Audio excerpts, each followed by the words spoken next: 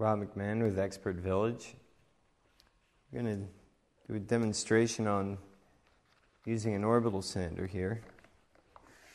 I have the same 2x6, and we'll work on this side over here.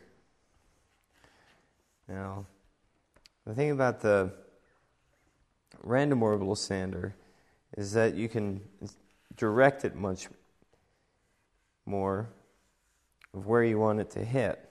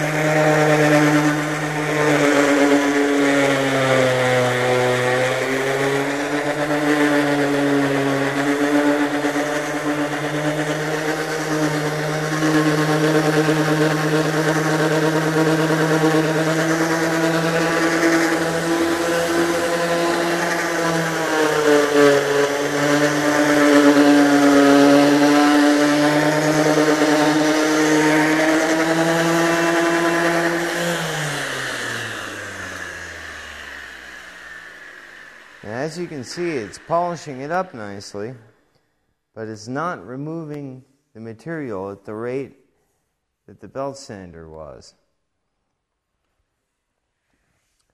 But it does give a nice and smooth finish. Whereas the belt sander, if you feel it, it's a little rougher.